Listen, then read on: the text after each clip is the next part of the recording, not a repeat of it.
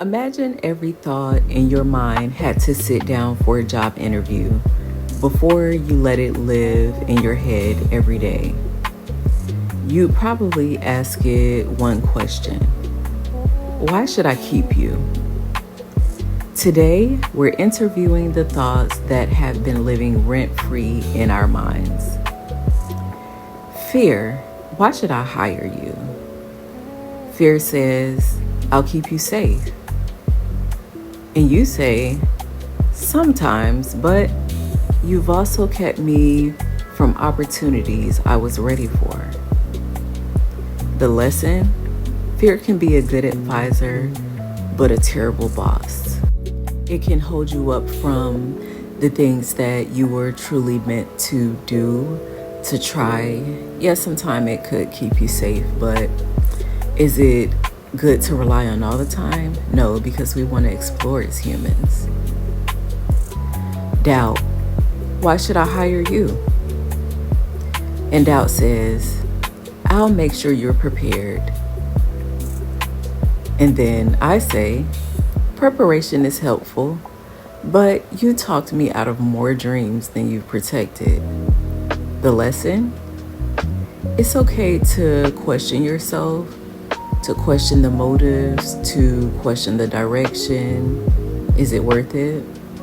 But don't disqualify yourself, because you'll never know your truest potential until you try to do something different. And then next in the room comes discipline. And I look at it and I say, why should I hire you? And discipline says, because I'll show up when motivation quits. And the lesson that I get from that is motivation starts. Motivation starts things, and it inspires us to want to go to the next level. It inspires us by seeing the things that others are doing until we explore that within ourselves and put our own name and our own voices on it. But ultimately, it's going to be discipline that finishes every time. Being disciplined may be something that we may not want to do every day, but because we've told ourselves this is something that I have to do, then we go ahead and get it done. As to where that motivation may feel good for the moment and temporarily, but it's not going to keep us in the game long term. Okay, well, confidence, why should I hire you? And confidence says to me, I remind you of who you are, even when you forget. The lesson: confidence isn't loud, it's consistent. So confidence and being cocky can be two different things, but you need that confidence to believe that you could do something, that you're worth doing it for, and that you have that ability. I think without confidence, we can tend to lack what it takes to go for the things that we're striving on. So we definitely need a healthy amount. Jealousy, why should I hire you? And jealousy looks at me and says, I show you what you want. Then I say, maybe, but you also make me forget everything that I already have. The lesson: let admiration inspire you. Don't let jealousy consume you. It's so easy to look at another person's life, look at the things that they have, how they're living, and say that we want those things. But I think when it develops into a jealousy or a desire that's unhealthy for us, it can consume you in a way that's not healthy and actually take you off your path or turn you into a person that you don't want to be. So don't let jealousy consume you. Comfort, why should I hire you? And comfort says, I make life easier. Then I say, for today, but you've also delayed the life I'm trying to build. The lesson: comfort isn't bad, but living there forever is. So sometimes we have to step away from the things that makes us comfortable, from the things that makes us feel good, and we have to realize that living outside of that comfort zone is going to work towards the future that we want for tomorrow.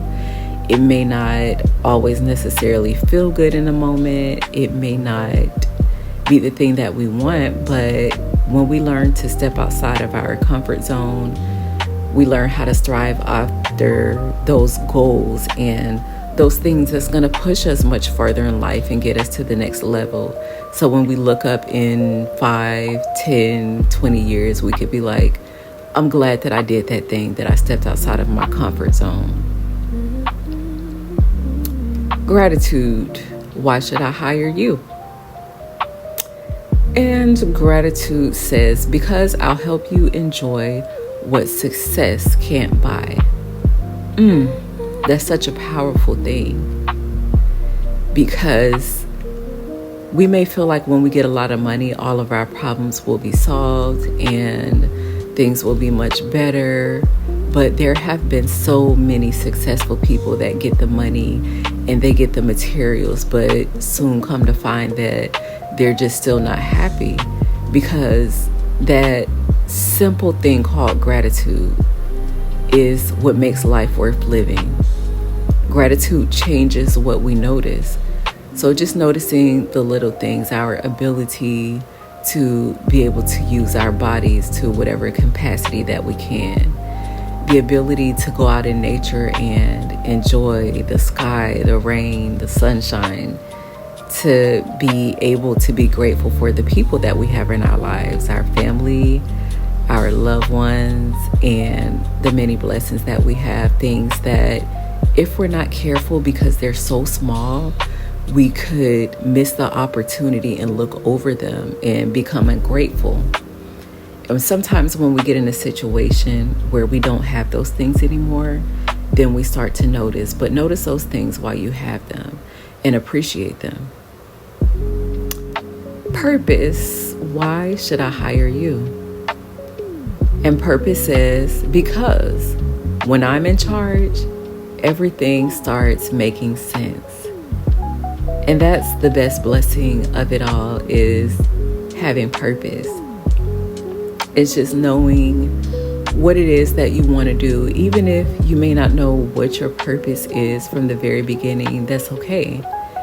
And I think that's the beautiful thing in human nature, is being able to explore and being able to try different things and being able to finally step into what it is that you think is your purpose.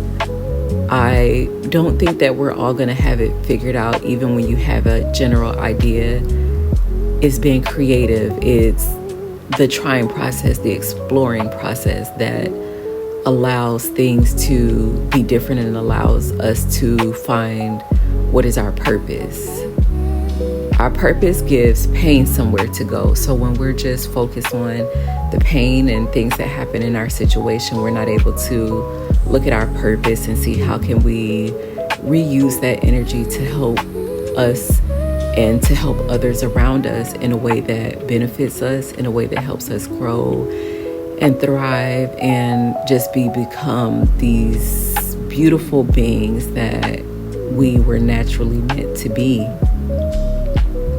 So every day we're hiring thoughts, and some thoughts deserve promotions while some thoughts deserve warnings.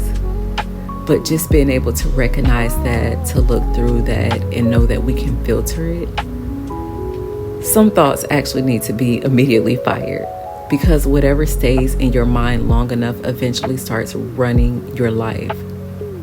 Be careful which thoughts you allow on the payroll. They're helping build your future.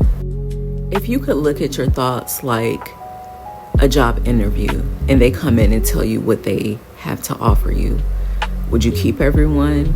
Would you sort through them?